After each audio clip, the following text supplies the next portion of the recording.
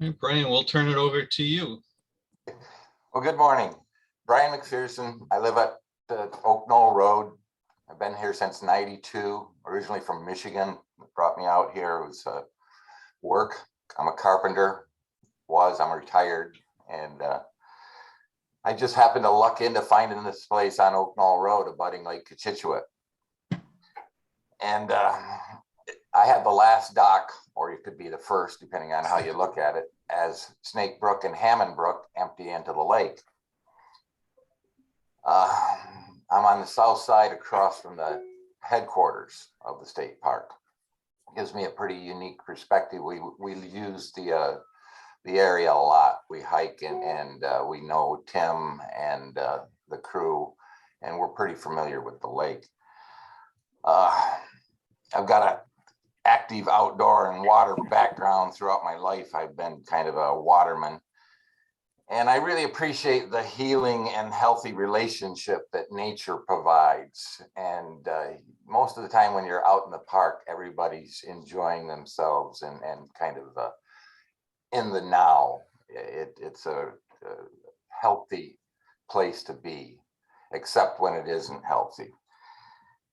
And our lake seems to be suffering from neglect and nutrient loading, and there's no plan to address it. The salt, the sand, the fertilizer, all the runoff that's coming in and has collected for decades is kind of reached the breaking point. And our wells now are in danger because it's the aquifer that's underneath the lake that we're drawing from. And all this runoff is concentrating and mounting to the point where the water quality is degraded. And the lake has been closed. And we can put that in parentheses for last year. There's been no basic cleanup, dredging, or remedial action. There's been no effort, and in turn, to me, there's no hope if there's nobody working on it. And we need to change the game. We've got to kind of start realizing that this water is so important to everything and everybody. Everything's all being connected. So we need improvements around water quality. You know, just start with something as basic as that and start working on it. And here's our SOLA pitch coming up. But right now, I'd like to stop for a minute and thank Pat Conaway, Peter Golden, and the Coffee with the Purpose gang for bringing me in and giving me the guidance and wisdom kind of the community to be able to know who to talk to, who to approach and try to make a difference. So thank you very much, guys. I really appreciate your mentoring and the effort that you put in day to day, and just the impact that it makes to the community. It makes me feel so good to be part of this. And once again, thank you all. So Scroll to the speech. Here we go for the introduction. My name is Bryan Mcpherson. I'm co-founder with my wife, Carolyn, and Cindy Tripp of Save Our Lake, or SOLA. That's the acronym we've chose, and we're going with that. So here we are today. SOLA is a grassroots organization founded in 2021 to advocate for the renewal of Cochituate State Park, a park facing severe challenges from accelerating pollution, social inequity, and outdated facilities and amenities. SOLA's long-term goal is to build a coalition of local government agencies, stewardship groups, and businesses to bring about the state legislative action needed to revitalize the park. Currently, SOLA is in an information gathering phase, working to develop a strong voice and effective message, which we're putting together these Slides to share. We're going to hit sharing right here. Get my operator in gear here. I don't know what we're doing here. Screen share. Yeah, that's like that one. You did it before. You can do it. There we go. can't Huh. see what they're seeing. Yeah, and that didn't show up. Not quite there. Let's try this again. The share there. Huh, this is a glitch that we got going right here. Sorry about that.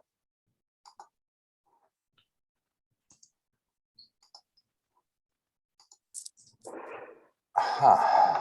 Is there any other, when you click share, is there any other box that you can click? Yeah, it shows several options, but Maybe another one is the right one. That's someone giving part of the picture only. Yeah.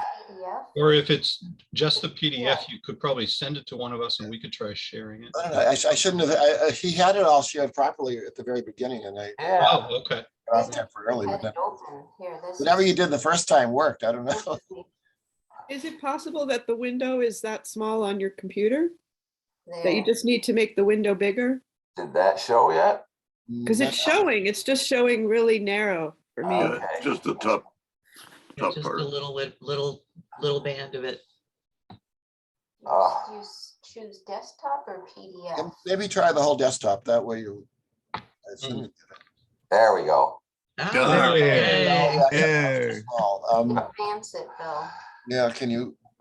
Oh, how'd you do that? Scroll. Okay. Yeah. All right, we're good to go. Okay, so where am I? Here we are today, back to water quality. There are concerns as early as 100 years ago about urbanization and eutrophication of Lake Cochituate's water. Eutrophication is when a water body becomes enriched by nutrients, often from runoff from land, leading to algal blooms and loss of oxygen. Development along the lake shorelines and degradation of its water quality is rapidly accelerated across the ensuing decades to where we are today, which is a lot of issues. For 20 years, Lake Cochituate has been designated a Category 5 impaired water body on the Massachusetts Integrated List of Waters. A Clean Water Act status report states must file with the EPA. A Category 5 water body is impaired or threatened by one or more pollutants that require restorative action. Non-invasive aquatic plants were first found in Lake Cochituate in the late 1900s and continue to pose a significant threat to water quality. Cochituate State Park closed to all swimming and boating in 2021 due to a toxic and potentially deadly cyanobacterial bloom. So that brings us to social equity. The park serves over 200,000 visitors a year. By one estimate, close to 3/4 of these visitors are drawn from greater Boston neighborhoods and environmental justice population. At times of peak demand, these visitors are denied access to the park, which closes when the parking lot reaches capacity. This leaves a long line of cars idling on the side of the road, sometimes for hours as their occupants wait to be allowed in, creating a traffic jam on Route 30, Speen, and in the neighborhoods, kind of. There is no environmental, historical, or water safety instruction programming available at the park. The historical interpretive signage at the park lacks cultural perspective. Since the identification in 1995 of PBCs and mercury in fish taken from its waters, Lake Cochituate has become an environmental equity issue. 97% of low-income and non-English speaking visitors who fish the lake make those fish part of their regular diets. Outdated facilities and amenities are another issue. Lake Cochituate State Park beach area, picnic groves, and grassy fields are seriously degraded from years of neglect. The DCR is in the process of improving Lake Cochituate State Park boat ramp and pier observation deck, but this is just one small part of what needs to be done.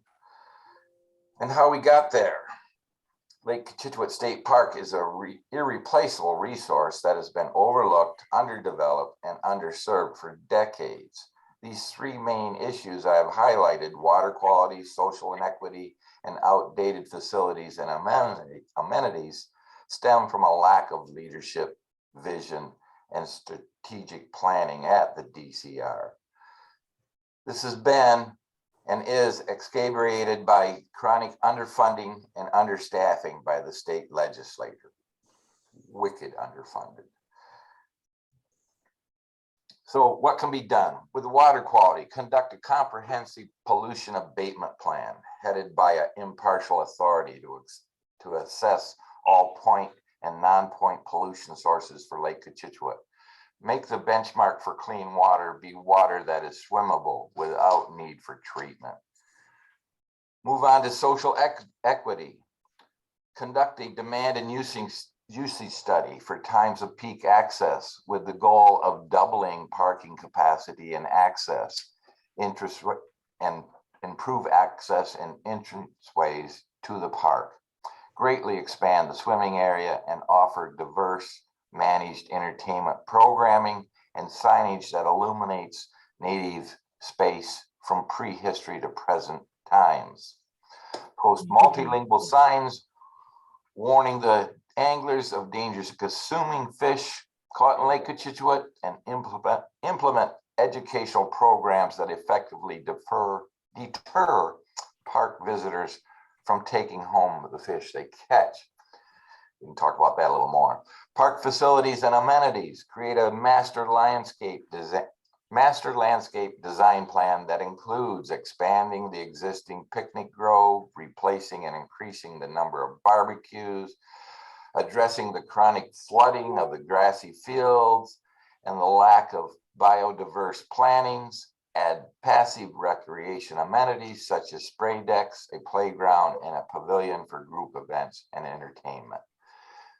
Basically, bring it up to the times and make it a jewel that we all can be proud of, and it'll be magnetic to the community for the healing and curative resource that it is.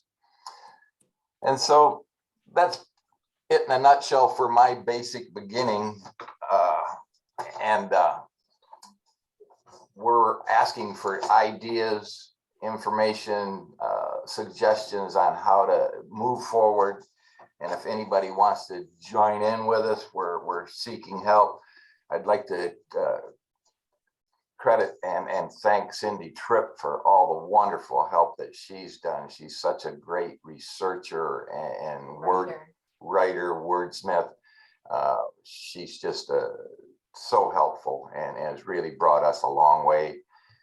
And thank you all again. So any and everything, we're open for questions. Fire Thank away. you. Thank you for that presentation, Brian. What a resource and a lot to be done. A lot of the action items, maybe I'll just start. A lot of the action items you outlined are things that they don't seem like grassroots things. They seem like things that is a DCR or that Yeah, the agency DCR. overseeing it should do. DCR. So have there been efforts to try to lobby them to move on this? How has that been met? Yeah, that's what we're trying to do, is create this information package that we can hand to the people in power to say, look, this is in our backyard.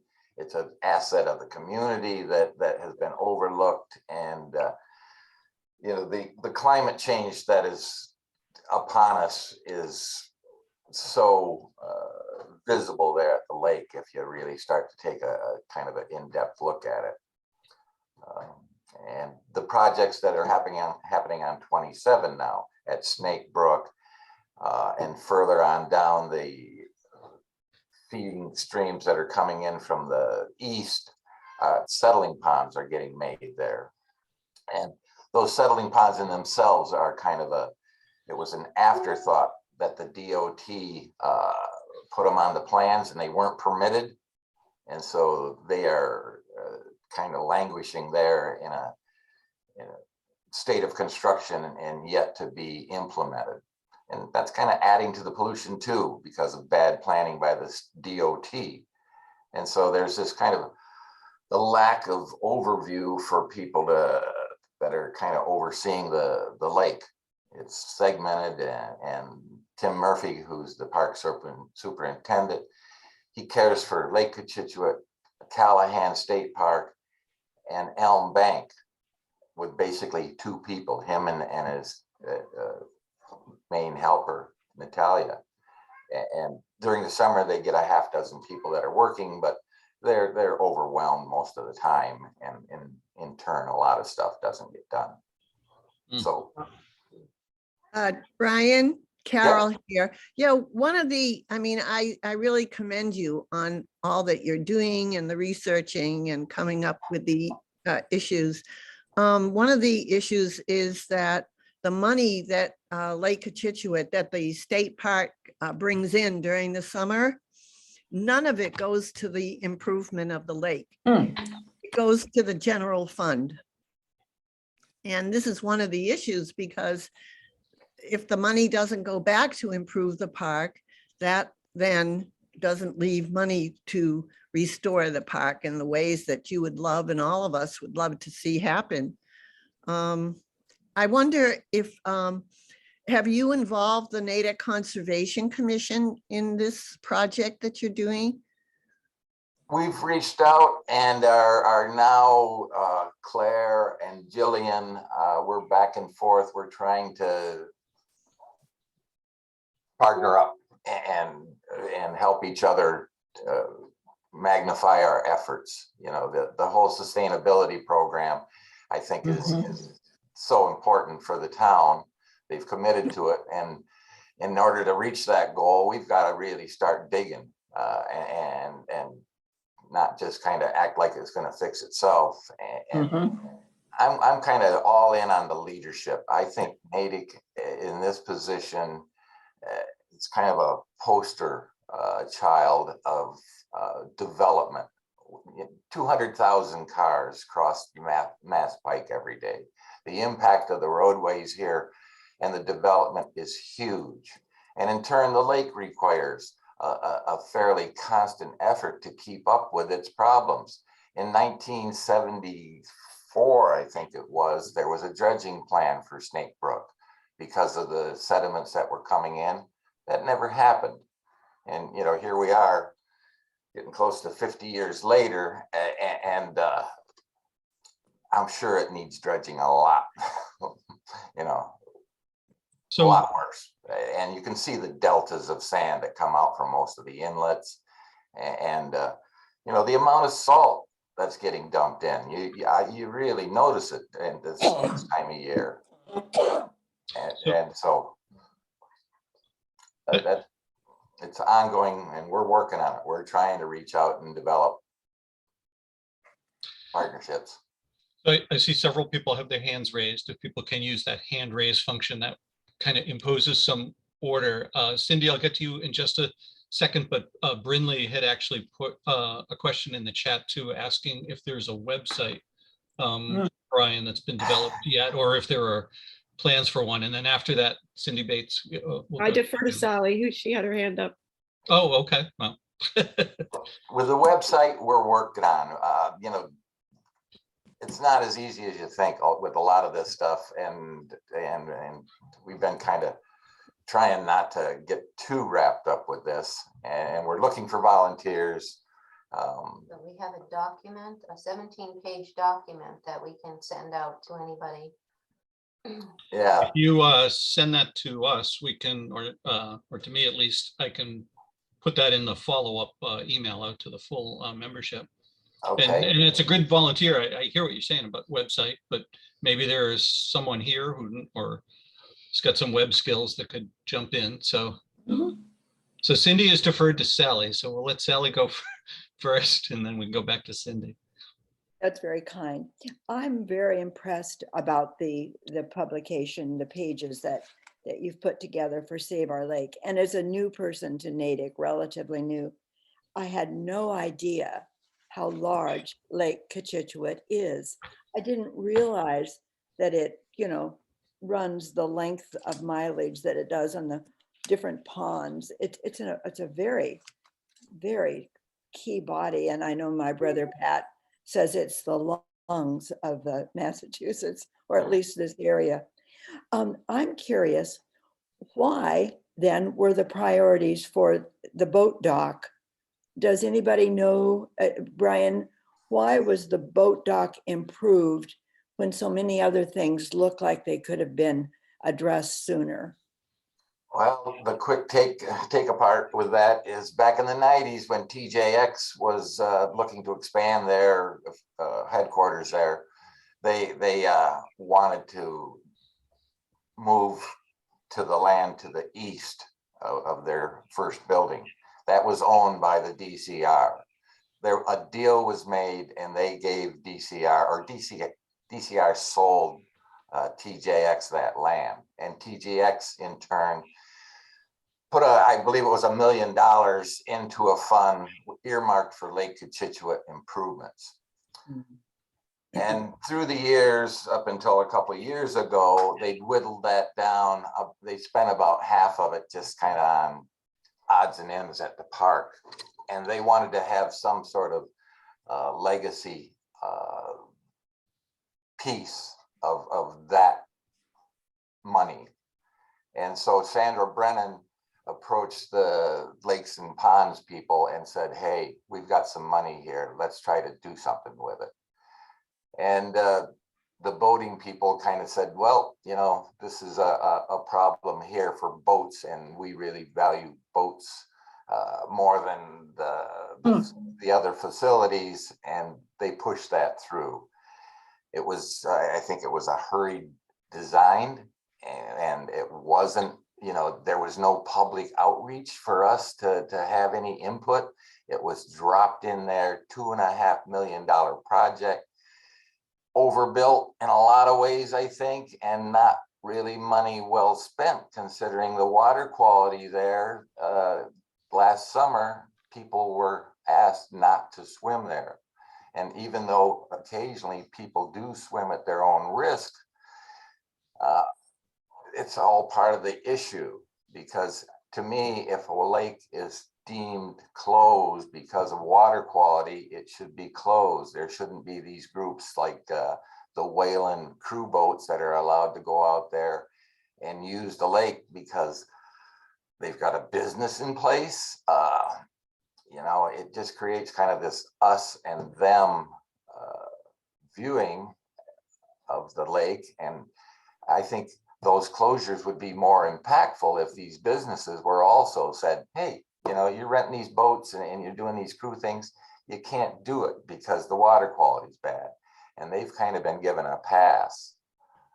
You know, and I think we need leadership that's able to address those issues and be a little more realistic, that offering these people that have the capital invested use of the lake, and these people that are coming from other places saying, nah, you know, we've got the swimming area is closed. You can't come in here. So, Brian, could you address the Superfund site that occurred on South Lake? Before we go to that question, could we go to the questions in order? Carol, you can always raise your hand too. Cindy? Oh, thanks. Yeah. So a new question was just added, and now I'm going to struggle to ask all three. My original question was, I'm intrigued that SOLA is not just about Lake Cochituate. Is that my understanding, that you want to help? You want to be an organization that other localities can also use, and then related is, are there any other 5? What are the number? The lakes in Massachusetts that have that designation of 5 being pretty polluted, and then related to that is, are there other in Massachusetts or nearby states models for how people and government have worked to address issues similar to this? And I'll try to think of the last question while you're talking. well, It was part of how you answered Sally's question. the water quality issue is kind of the overarching problem that worldwide is facing us. And Michigan, Massachusetts, California, nutrient loading. Yeah. From fertilizers, from lawn clippings, from silt development. It's a countrywide, worldwide problem. And my wishful thinking is that someplace like Natick, Massachusetts, who's got this right in front of us, if we get these smart groups working for a solution, and there's a lot of groups out there. You know, we're trying not to be redundant. We're trying to be kind of the top of the pile with getting this into a consolidated package that says, hey, you know, start in your own backyard, stop adding fertilizers, and start caring about this water. You know, treat the catch basins as catch basins that are catching all this debris before it gets into the lake, rather than just kind of catch basins that are getting water off the roadway. You know, because everything is connected, everything kind of flows downhill. Lake Cochituate flows into the Sudbury River, the Sudbury flows into the Merrimack, and the Merrimack flows into the ocean. And I bet you there's a lot of nip bottles that are coming from Lake Cochituate that are making it to the ocean. You know, the prevalence of the plastic pollutants, something like nip bottles, the number of them that we pick up, Pat's probably handled 1 million of them, or tens of thousands. And you know, the people just don't even think about that stuff. And that whole consciousness of hucking it out the window kind of has to change. There's so much of that with fast food wrappers, Dunkin' Donut packages, and scratch tickets. You know, it's like when you're out there picking this stuff, it's like, why isn't an effort made to do something about this? And it's money. It's somebody making a lot of money, and they don't want to not make as much by addressing these problems that they're creating. So, you know, we're trying to kind of get onto this level that with our information package, that along with a good website, we'll be able to show where all this interconnectedness, the Charles River Watershed Association, the Sudbury River Valley trustees, everybody's on the same page. We just need to unite and kind of magnify our messages, make some change. So Thank you. are there other lakes in Massachusetts that have that classification 5? Well, Cindy might know about that. She's muted. Yeah. Gotta go off mute, Cindy. Oh. No, not you, the other Cindy Oh. that he was directing the Yes. question to. Yeah, there you go. I don't have the exact number. I just made a note to find the number in Massachusetts that are category 5, but yes, there are a large number of lakes and rivers in Massachusetts that are in need of this TAMLD that counts the number of pollutants in the lake and then in the water body, and then recommends action be taken. There is a list, I don't know if we can provide it. If you have questions, and send us an email, there's an integrated list that shows all the water bodies in Massachusetts, including the number of Cat 5 ones. Okay. If there's a what's link the- to that or something, you could put it in the chat and we could send it out to the group. What's the There is scale? also a list that the state puts together that is it's a similar idea, but they'll put a list of, you know, is it swimmable? Is it fishable? Is it drinkable? So that's also a good resource to look at how the state DEP categorizes water bodies, and you can look. It's pretty easy to understand because it lists out the things that can or can't be done based on the water quality. So is the scale 1 to 5 or 1 to 10, or what's the scale? It's 1 to 5. 1 to 5. Okay. 1 means no action needs to be taken. A couple of categories are, we haven't tested it yet, we haven't assessed it, so we can't tell you anything. And then there's category 4 and 5, 5 being the most serious. Okay. And I did remember my other question, which is how is it possible that the DCR could sell property to a corporation for building something on? Is that what happened? Yeah, you know, that I was really kind of burnt about that too, because at that point in time, when you'd buy your fishing license, $3 out of that fee went into the state fund to buy state parkland. And that happened to be kind of a deal that was made for TJX, and who made In the it? 90s, in the 1990s? Yes, it was. I can actually speak to that question if people want to know the answer. Yeah, I guess it's timely, so let's do that, but then I'd like to go back to the folks that have been patiently having their hands up, but go ahead, Peter. It was not DCR that sold the land, it was the town of Natick. And there were quid pro quos involved, particularly regarding parking, that, at least to my knowledge, have never been fulfilled. As far as the sale of land goes, it was remarkably short-sighted, given everything that you've heard this morning. Thank you for clarifying who it was that sold it. Martin, you've had your hand up. Before I get to my real question, I just have a kind of a dumb question. What does the A in SOLA stand for? It was just, yeah. For lake. What? Save our lake. Yeah, Save Our Lake. It was just an acronym that rolled into place and Just to make it pronounceable. yes. Okay. Okay. Okay, what's your real question, Martin? That had been bugging me. Yeah. So very much a literal. I can't even say it. Literal. Yeah. So one thing about the lake and why it's so crowded is everybody goes into that one little section near the state park parking lot, but there's a lot of shoreline that's not used at all. And the only other one that's used extensively that I know is Pegan Cove, thanks to the volunteer efforts, Bill and Pat and everybody who built that into a beautiful park. But other than that, there was a potential for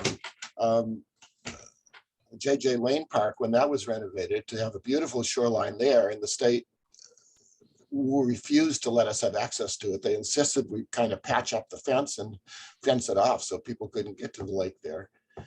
And then when the rail trail was built, I noticed the first time I went on the rail trail, there's this beautiful shoreline with peninsulas and so forth between the Locust Street Bridge and the Springville Water Plant.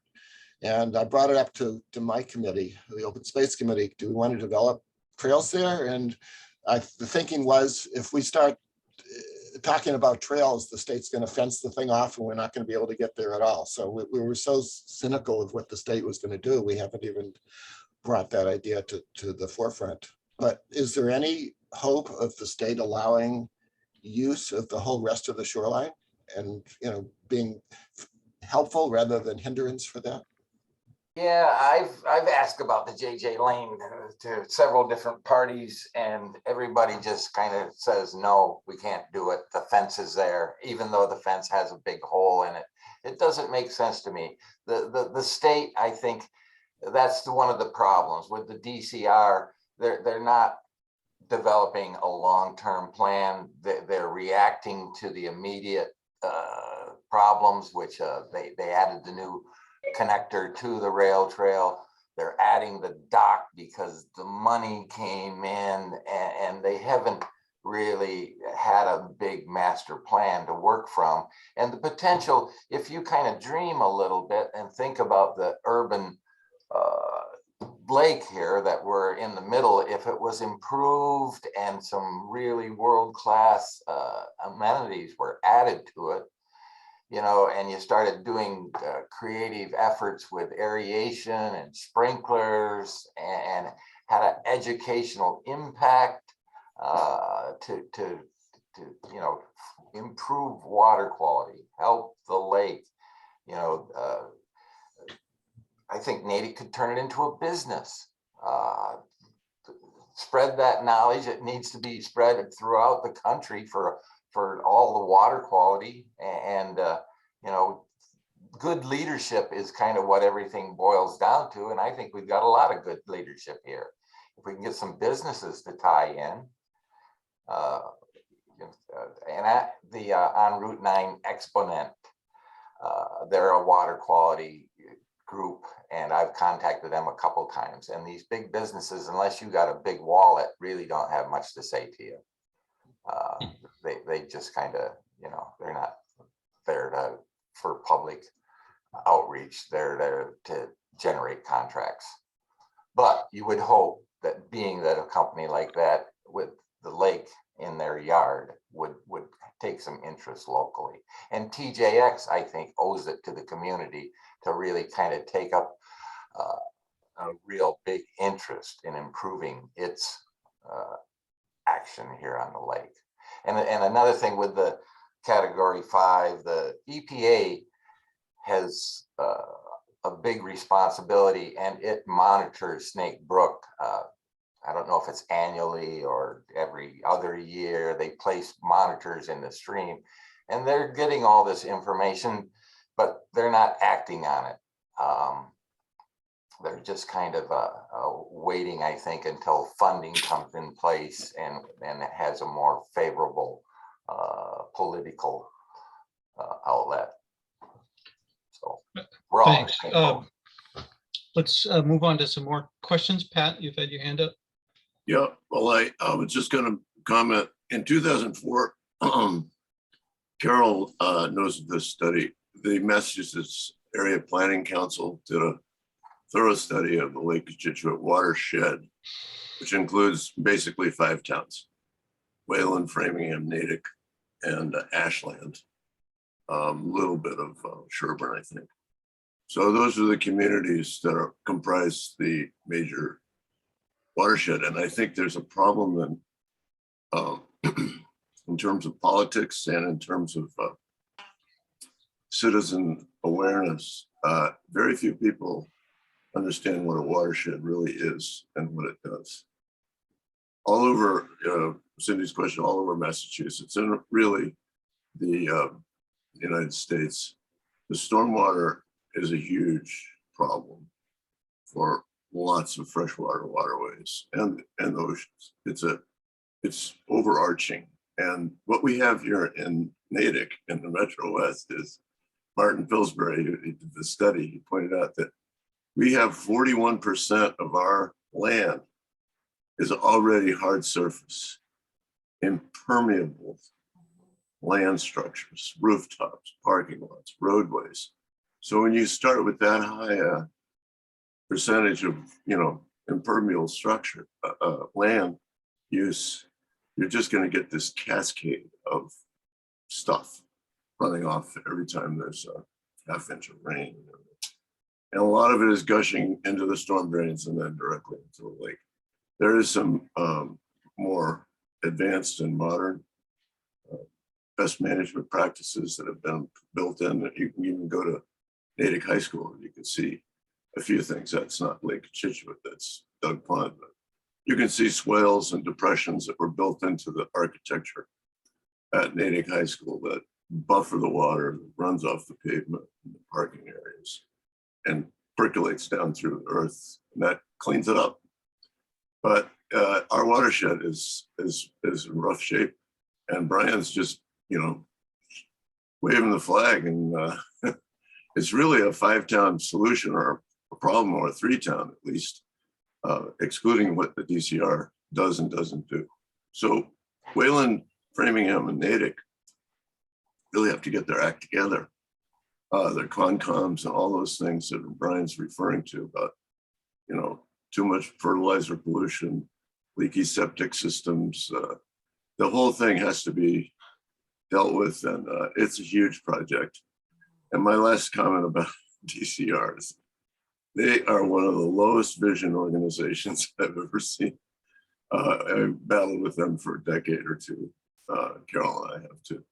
And they are just, it's pathetic. And the stuff you have in your plan or your proposal about, cultural awareness, multi-language signing, welcoming all these people, everybody's talking about diversity and we have to be diverse and blah, blah, blah. But, you can watch it, you can see it. The way that park is run, it's run for the benefit of the big boat people. Those are the players, those are the big political powers in that park. The people who come and use it are people who can't afford, to go to the Cape, or, they need water. They need a place to cool off and swim and picnic. You know, the whole environmental justice aspect of this is really fascinating. I'm so glad you're bringing it forward, Bryan. But I myself, I had the, I don't know what you call it, the opportunity to try to clean up about 60% of the rogue beaches all over the lake. You know, people are going to go to the water when it's hot, and dog pond. And let me tell you, when the temperature goes up to 80, 85, 90 degrees, you're going to get that swarm of people, that humanity. And Bryan's photographed it, you know, over there at Wayland, at the little, what do you call it, the blockhouse, the water house. I mean, they get 200 or 300 people who just drive in there and use a lake, no facilities, nothing. You know, they'll get there somehow. You can watch them parking at Home Depot and walking in with their coolers through the holes in the fences. And they're going to try to get to the water one way or the other. And the states just get this real low vision approach. And I'm afraid it's true of the municipalities too, because Carol fought like hell just to get them to not nuke the entire lake with herbicides. And she battled for years and years, and she battled the boat people, you know. And so I know I'm running off the mouth, but it's a big problem. Well, thanks for that perspective, Pat. Tom, do you want to? Yeah, mine's just, I'm a novice at this. A simple question. DCR, what does that stand for? Conservation and Recreation. To what? And the Department of Conservation and Recreation, and you Thank might as you. well leave off the conservation. And are they the organization that is, quote, responsible for the lake? Well, lakes and ponds is a division of DCR. So DCR's got these overlapping jurisdictions, and they're able to hand off, you know, it's like, oh, don't talk to me about that, talk to lakes and ponds. And I think there's a couple neighbors that are from lakes and ponds that live on North Pond in Wayland, so they're getting some attention there. But Okay, thank you. Yeah, I mean, if for what Pat says, it sounds like there's some issues there. I like to think about starting at the top and working your way down. well, that's kind As of opposed to what, working you, starting at the bottom, working your way up. yeah. My thing is just go for the top and work your way down. But Yeah. I don't know if we can do that or not. But anyway, Well, thanks. We're trying to kind of point the sword at the top. In the meantime, these efforts of just the trail cleanups and the road wide, Yeah. you know, at least it shows that somebody's out there making an attempt. And you know, oftentimes when you're out there, you get people stop and say, thanks, you know, thanks for doing that. And I think more than, you know, more than once, it's inspired other people to do that too, to pick up the easy stuff and to make a impact on your own as you're there. Yeah. You know, so That's a in the good point. meantime, we got to Okay. hope. Yeah. Thank you.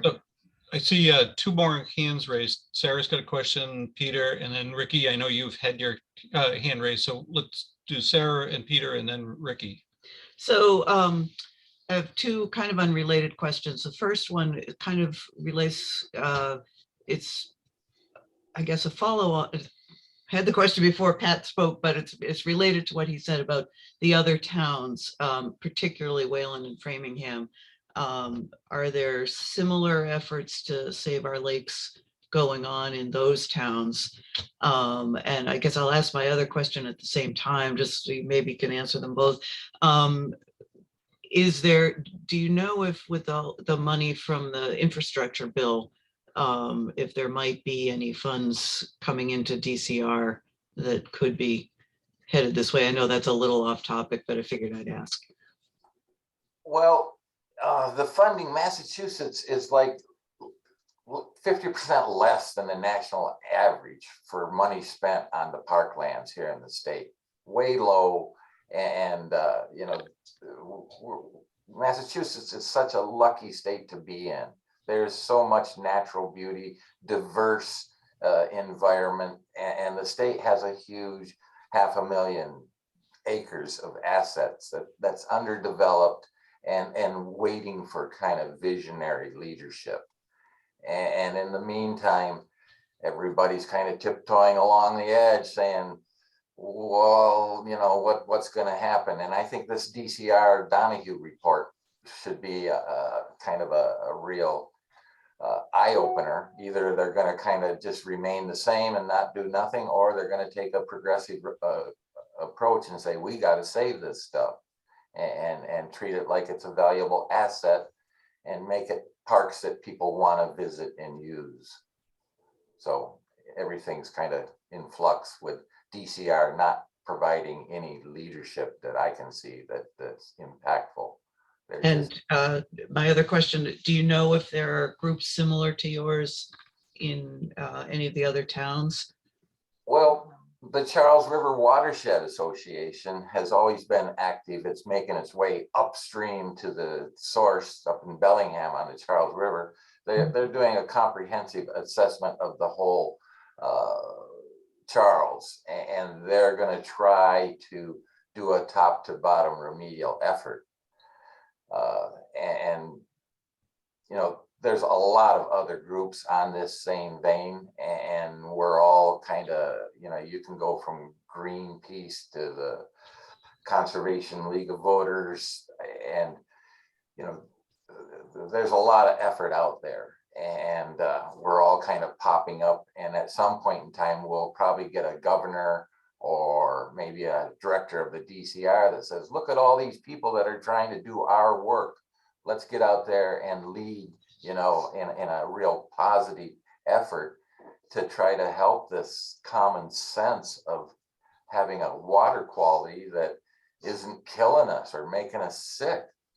You know, it's kind of an obvious battle that we got to choose, I think, as a community. World, save our water.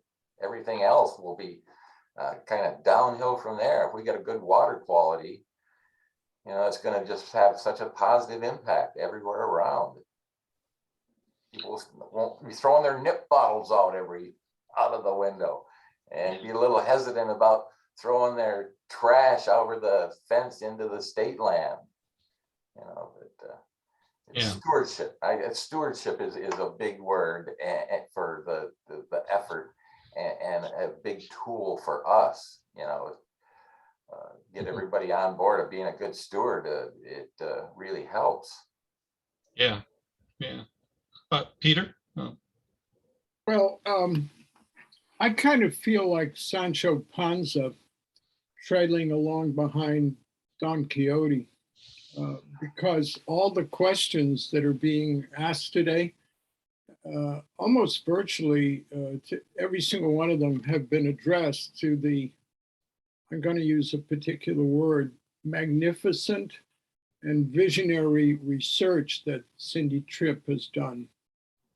Everybody's asking the right question with one or two exceptions, and I'll speak to that in a minute. But I also want everybody to understand the extraordinary depth and breadth of research that Cindy Tripp has done, which becomes immediately evident in the 17 pages of reporting that she's created with the help of Bryan Mcpherson, who's done a wonderful job designing an information packet which really carries the message that solar represents. And now very quickly, DCR has about 300 employees, of whom, as far as I can tell, 400 are patronage positions. Does everybody understand what that means?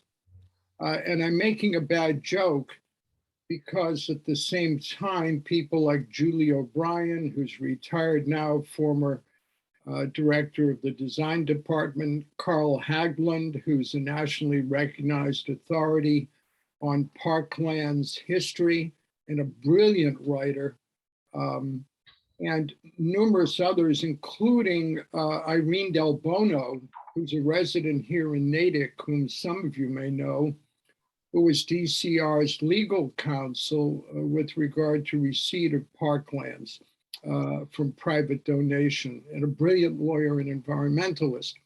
Here's the problem, folks. All of us have kids or have been kids and had to go to school. All of us drive cars on highways. All of us need the protections of the Mass National Guard, et cetera, et cetera, et cetera.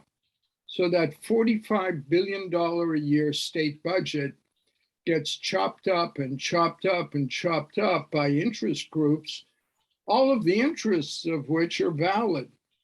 And then you get down to the environment. And there's good news and bad news. Massachusetts has more environmental preservation groups, local conservation authorities, private land trusts than any other state in the country because of the influence of Charles Eliot and someone you all may remember, Frederick Law Olmsted, back at the later 19th century, who originally designed and purchased the land for these parklands.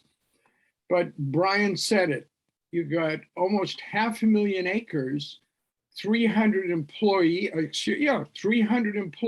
it's mind-boggling, and a budget of under $100 million a year, which wouldn't even pay for the Natick public schools.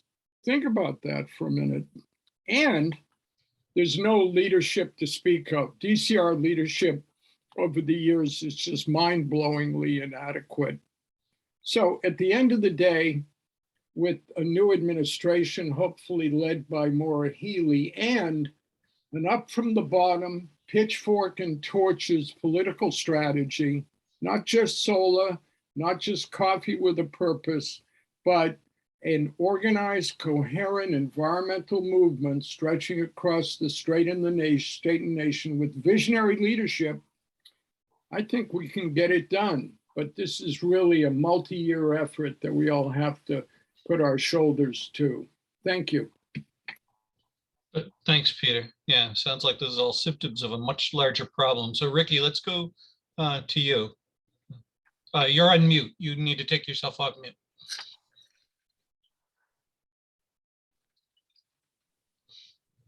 Here you go. Okay, thank you.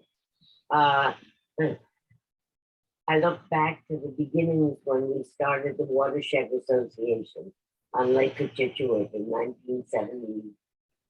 No, maybe it was in the 70s, the early 70s. And that was a multi-pronged effort of the towns of Wayland and Framingham and Natick, and I think Sherburne was in it. Carol, you can correct me if I'm wrong somewhere. And we had the advice of Mrs. Flood, who was from Western Mass, who was the state league's conservation and waters issue expert in setting up the Watershed Association. And that has survived in some shape or form. And I gather that its efforts have been perhaps co-opted by the boat people, and that the strength of the organization is somewhat diminished. I'm delighted to see Bryan. I know you're up for re-election in town meeting, Bryan. Yeah. Good. Bryan. Yeah, I just want to make sure. And I'm delighted to see the leadership and the work that has come out of his and the other efforts of his co-workers. I think that's fantastic. And as Peter says, it is a multi-year effort. As I look at this, it's not from the technical aspects because I have no smarts there, but I think Peter is right. We will be getting a new governor. There will be more money coming from the feds that have a final destination in the environment. there is an environmental constituency nationally and locally, and we have to take advantage of that. I think, yes, I'm getting to my point, which is that Bryan, you need to find the clone in Framingham, in Ashland, in Wayland, particularly those three communities. The new mayor of Framingham is Charlie Szyczki, who was the head of the DPW at one point in Natick. He was also the planner for Natick. So you have someone in Framingham who has considerable background in Natick in two very crucial aspects of the program, the overall picture in fixing up the lake and the area. And he has an interest, an investment in improving it for Framingham, which is the largest town that butts onto the lake. So I would suggest that you, and I will make the introduction, I'll be very happy to do that, to Charlie, and try and make the case for the really, really big involvement of Framingham in the overall project. Try and get him to involve his planning and conservation departments in your solar movement. And Framingham as a city has access to more funds than Natick as a town when it comes to the infrastructure. Framingham has access to CDBG funds, community development funds that Natick, their access is large funds that they get as a matter of right because of their poverty index. We don't get those funds. We only have access to a smaller pool of funds for higher income communities. There are many aspects where cooperation with Framingham and early involvement in them, both on the volunteer level and on the municipal level, would be great. In addition, we have had in the redistricting, as a result of the census, our new senator is none other than Karen Spilka for the whole town of Natick, not just for a portion of it. What's her name? Becca Roush is no longer our senator. It is Karen Spilka, the president of the Senate. So there is another office that you need to involve at the ground level. Get yourself a specialist on their staff and make sure that they play a leading role in the development of the overall project. In my opinion, for what it's worth, I would have someone who you know, who is an environmentalist, who works day and night for the election of Maura Healey, and make sure that she knows who you are, why you're working for her, and what you want from her. And I think those are the political levers that your organization would do well to build from the ground up and from now, before they get into power, before Maura gets to be governor. Charlie is already the mayor. So, and there are these and Linsky's office. You have to get someone in there, but David is someone who I don't know where in the arc of his career he is, but those political places, they are foundations for the success of your project. And I commend you to those. I hope I haven't taken up too much. That's excellent pragmatic advice from a voice of experience. You bet. Ricky, yeah, Brian, I don't know if you want to respond to any of that, but Well, we're certainly reaching out and trying to build partnerships wherever we can. You know, everybody's got their plate full pretty much, and it's kind of hard to conscript volunteers. But you know, the reality of it is that it's such a powerful asset. It has such an impact on the community that it's something that we all can hang our hat on and be proud of. So I think that with the exposure that the rail trail, it has such a positive influence to the community. It's just gonna expand out. And you know, what's the sense of having a nice rail trail next to a sick lake? And things are gonna get there. It's just taken a while. And with the leadership of the EPA, you know, my understanding with the testing that they're doing, they're building their database, but they don't have the funding to really act on any of these problems. They're waiting for the political climate to change, and I think things will start happening. You know, Well, we have another political asset that I did not mention, and that is Catherine Clark. She is our congresswoman, and she is the third person in the House. The third or second? She's second. Second. I think she's assistant speaker. Right, assistant speaker. Deputy speaker. Which brings me to one other point. I'm taking a leap of faith here, since I know your values, and I'm assuming that you will support a democratic control of the House. That is crucial. If we do not save the House and make sure it is democratic, we will lose the leadership positions that we have and the ability to pass the infrastructure, the additional bills of the Biden agenda, which will make the infrastructure bills that more real and effective. The people infrastructure, we need that.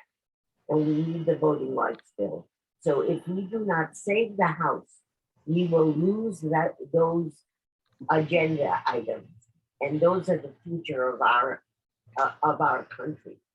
So, but Catherine Clark, in terms of federal money and EPA attention to our lake, that is crucial. And we have her representative, Wade Blackman, he lives in Natick. We have a great relationship with him. Include Wade immediately in your solar efforts. He will come aboard gladly. He is an attorney by training, and he is her aide. So by all means, he lives at number 9 Garfield Street in Natick. And he's your man with Catherine Clark. So Brian, make sure you get in touch with him. and make sure you tell him that Ricky said that he would volunteer too. Absolutely. That'll cement the deal.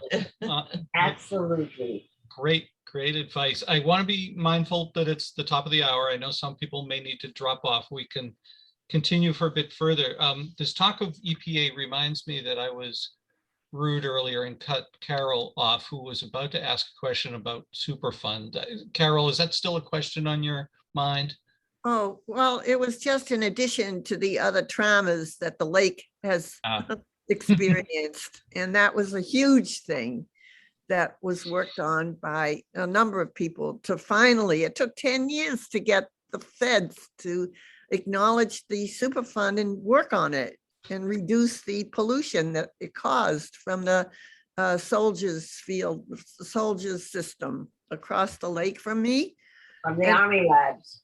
Right. And yes, and a transformer exploded and it polluted the earth, and that pollution was heading towards our wells. And it took so many years to get that to be reduced. The amount of pollution over in Pekin Cove, it still is there, but it's at the level that is acceptable to the feds. So Carol, I hear your pain, but that's very typical for Superfund sites. They, once they make it into the Superfund system, they are with us for decades. So it's not unusual. I'm not saying it's great, but that's the way Superfund goes. Having worked on many Superfund sites in my career, that's the way it is, unfortunately. And so we've got to, though, understand this kind of approach and behavior on the part of our feds and the state level to understand why the lake is traumatized the way it is. It all, it fits together. It's not one thing. And I try hard to think about the storm water drains. I think if we get to do something regarding the storm water, that, like Pat mentioned and others, that would be a place that would help reduce the amount of stress on the lake. Yeah. When I moved to, one more thing, when I moved into Natick, the lake had been a reservoir. Yeah. So that it was at the quality of a reservoir. And when you think about it now being a 5, okay. Yeah. Cindy and Pat, you both have your hands up. Cindy first. Well, what was a question has now turned into a statement of appreciation for Ricky, for her longevity with the town and her knowledge and experience. And my question was really about the involvement of local politicians politicians in general, because they can be helpful, I think, in a project like this. So thank you, Ricky, for all of your wisdom and recommendations and offers of introduction.